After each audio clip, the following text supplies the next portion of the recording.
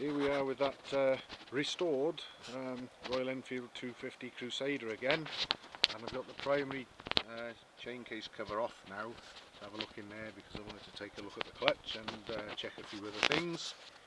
And I'll take a look at the thread there in that screw hole, which is where the bolt was sort of pushed in and glued in with silicone goo.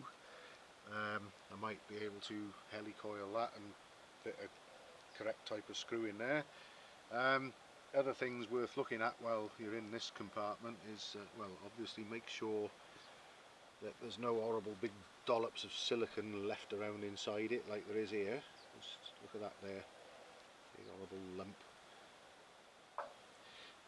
I'm also, well, there's another bit hanging down there, look at that there. Anyway, I'll sort all that out.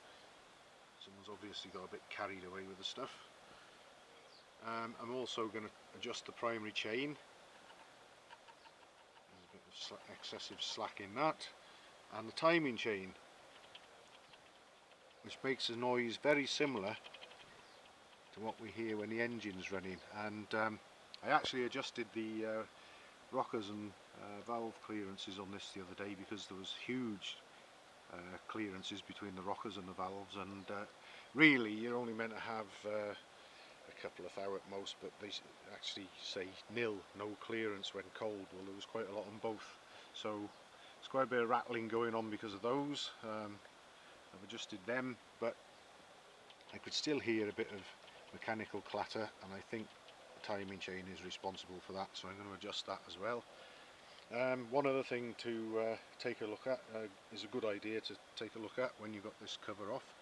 Certainly on all but the earliest Crusaders, you have this filter, which is a suction filter on the scavenge side of the oiling system.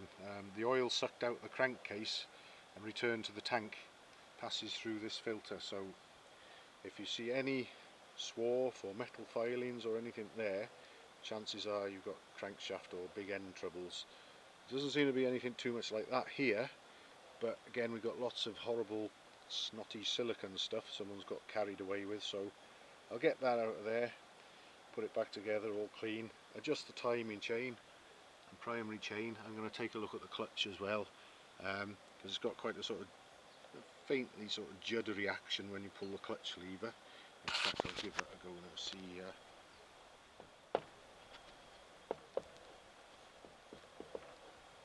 I'm going to see why it's doing that, because you get feedback of that sound at the handlebar lever movement. It's alright if you move it quickly, but slower movement you get that sort of duck duck duck. So I'm going to be looking at all that sort of stuff, and then I've been up and down the road on it, just up and down the lane already, after I put gearbox oil in it, because it had no gearbox oil in it as well. That was another thing.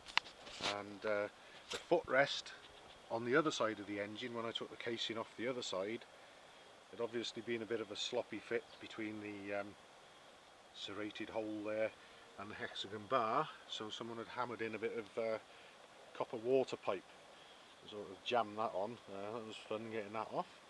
And we're finding all sorts of hilarious things here again.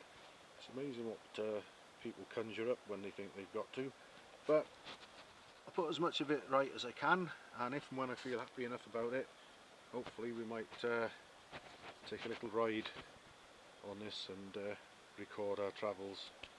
So next thing for me is sort this lot out, put the cover back on, and then I'll see how everything is and we'll go from there.